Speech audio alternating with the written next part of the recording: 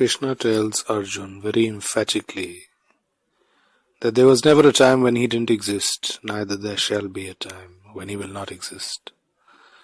Basically, all of creativity is a continual process. God has no holiday from creativity. Understanding that God is very constant, here, present with us, now, continually creating, is to know the essence of spiritual life. To understand God as being in a continual contact with us is to find a great source of courage within us.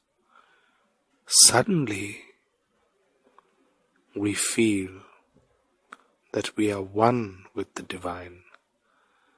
God is not far away but very close.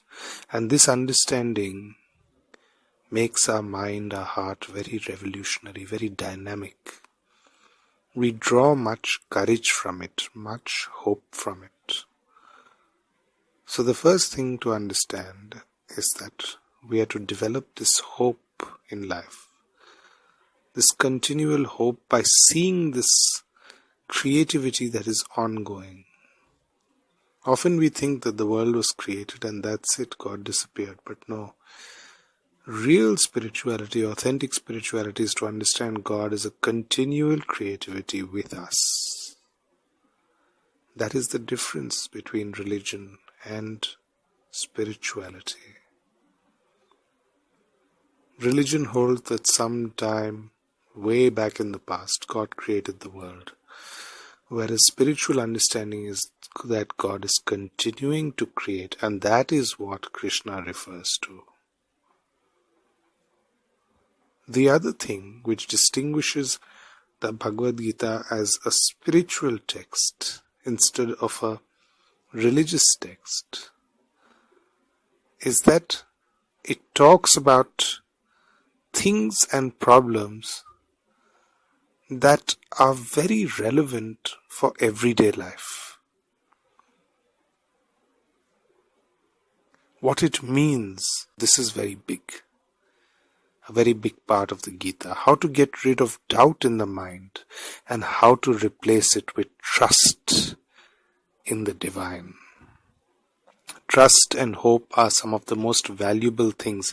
A mind that is trustful and hopeful, where it is empowered, where it is growing,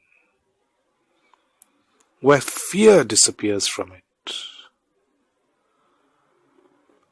where it is in a state where it is able to function with the rest of humanity, yet has an aliveness of the divine element within it. And Krishna is not insisting that Arjun, it's not about Krishna alone, it's about the entirety of creation. It's about Arjun's own consciousness also. Arjun is to trust and hope in his own consciousness, which has been endowed by the divine. And as he keeps pouring his energy into his own consciousness, he starts regaining strength. So, the Gita is fundamentally never harkened back to only old religious symbols. It is very new and ever fresh whenever we read it.